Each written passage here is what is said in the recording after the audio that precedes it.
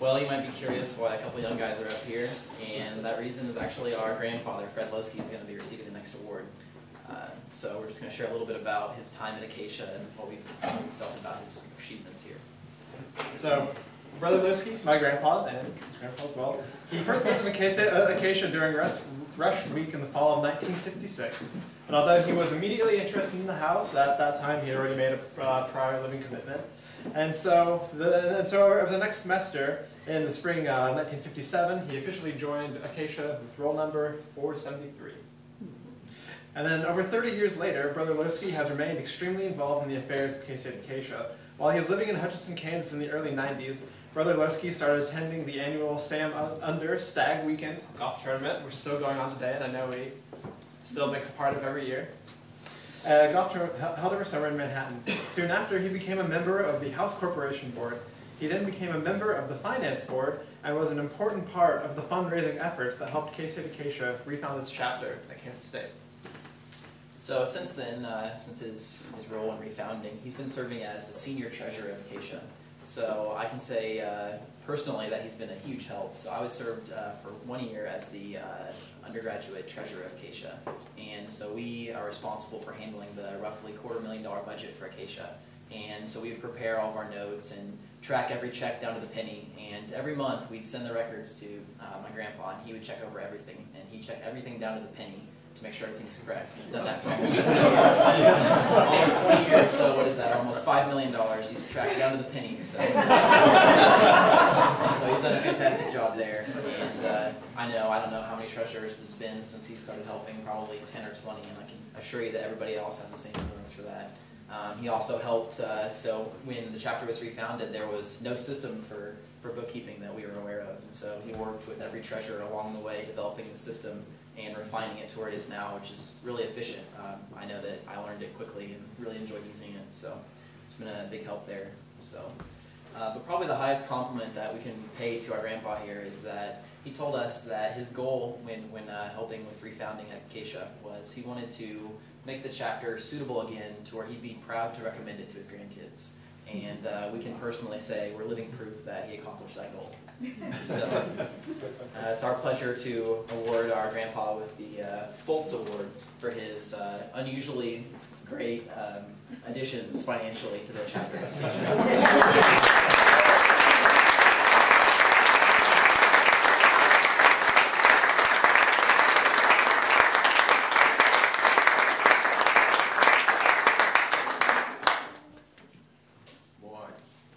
This is really meaningful when it comes from your grandkids.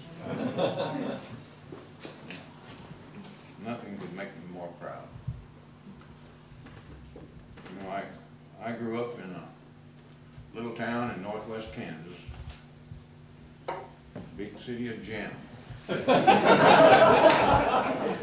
There was 4 in my graduating class. I grew up on a farm, so my experiences were wonderful, but they were limited in scope. When I came to K-State, I had no idea, what to expect, how to relate, how to interact with people. Something I had to learn. When I was a freshman, they had open Rush Week, in which you visited a number of fraternities. I visited the Acacia fraternity, and I was very impressed with it, but I had already made commitments for living accommodations that fall, and I felt obligated to live up to them. So I didn't pledge during Rush Week, although I loved the Acacia fraternity. And later in the spring of the next year, Terry Polding, I don't know, some of you know Terry Polding. He's a brother to Tim Polding. A lot of you know Tim Polding. But Terry was the one that called me up and said, "How come you didn't join the fraternity?"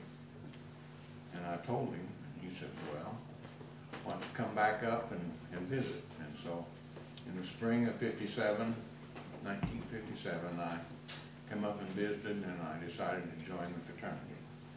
I just was thinking that was 55 years ago today.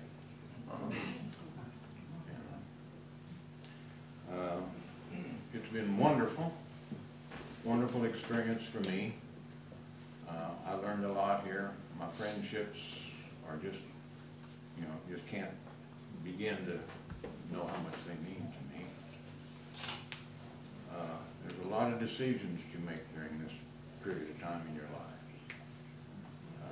You know, your choice of schools, your career, your marriage, and I'm just thankful I made some good ones.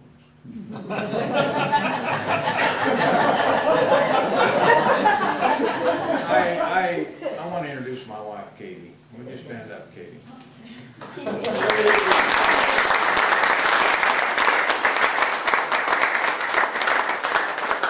And this is my daughter, Brenda Moore, and her husband, Fred Moore. Brenda is our oldest daughter, and she's also the mother of Brian and Dan Moore, who are members of the fraternity now. So we're glad to have him. Of course, Brian got married last year, so his wife Mariah is here with us also. And don't forget, they got another, Brenda and Freddie have another son, Jared, who's coming up. Hopefully he'll become a member of this house soon.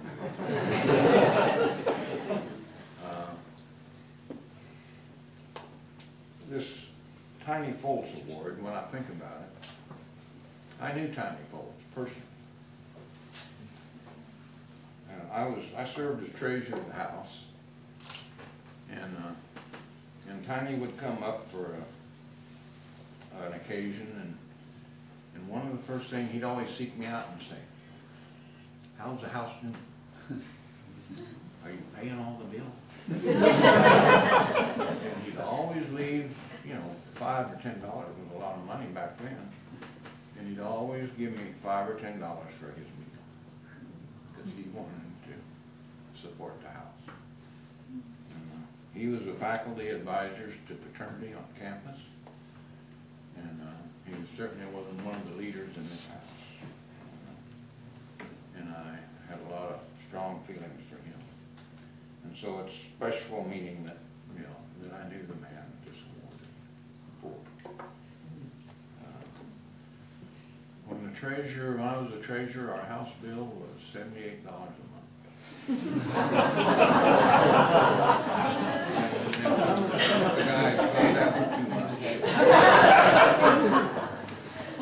But I used to, every month I would put out a little sheet that said, "This is your house bill for the month," because everybody paid by the month at that time. Now they pay maybe every semester, but I'd have to put out a house bill every month, and then I'd have to collect it every month. So, but that was an interesting time.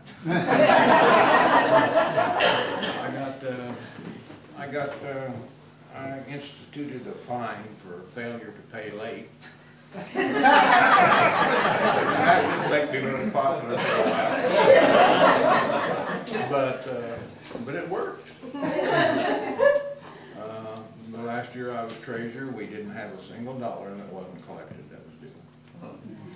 Yeah. So, but it's the things I've learned in this fraternity, I hope you all learn also. You know, the fellowship and brotherhood that you have with each other. I got involved with the fraternity. You know, I wasn't very active in the fraternity. I didn't pay much. I was busy with my life and marriage and raising kids. And it wasn't until I moved to Hutchinson in 1985 that started playing golf, and I come back to the golf tournament. You know, the Sam Unger golf tournament. And then I got more involved, and then I worked for Southwestern Bell for 31 years, and they offered me an early retirement when I was 53, and I said, "I'm going to take that." And so I had a little time that I had time to devote to other pursuits, and Lawrence Andre, a lot of you know him. He's one of the alums that was instrumental in getting the fraternity founded, along with Gary Haig. You know, he he was instrumental in the fact that he stirred the alumni relationship. He updated the alumni records, he published newsletters, and I have one of the old newsletters that was published back in 1994. And I was really interested. And what we founded then was the House Corporation Board. And they asked me if I'd be a member of that House Corporation Board. And that was in December of 1993. And other members of that are Sam Unger. You all know Sam Unger, who's one of the Larry Hapgood, who's an attorney in Topeka. Brent Bayer was a member of that original House Corporation Board, and John Fraley, and we were the first group. And our job was to come up with recommendations as to how to make the house, improve the conditions of the house. And we worked at that for a number of years, and we made a lot of improvements into the house. Our funds were limited, but we made good progress. And I was glad to serve on that board. And then, of course, in the house, you know, went off campus, and I was continued to serve on the reorganization committee. I'm not a visionary type like Dave. Dave is a real visionary, and I admire that ability. I'm more of a nuts and bolts, you know, counting beans and bean counter type. But you know, I like to see things, you know, operate, you know, because I know a fraternity has to function as a business. The finances have to be in order or it will fail. And so I got involved with the financial end of it, and that's the part that I'm still involved in. And, man, when I first started the books back in '02, Ryan Philbrecht was the first treasurer after we came back. And he just put out a spreadsheet on what they spent and what money they took in, and we developed that into another system. And we had some difficult times. We had one treasurer that didn't even keep track of what checks he wrote. I found that out after about 2 months. And so once, I remember we had to really struggle to get past that hurdle. But now we have a good set of books. The fraternity is operating very much in the black. They're, at that point in time, the house would probably give about, if they gave, you know, back in the early 90s, if they gave $10,000 or $20,000 to the alumni, you know, for rent, that was a big amount. This year, the active chapter was given $95,000 to the alumni board. So, I'm rambled here a lot, but I want to thank you for this award, and I just wish the best for all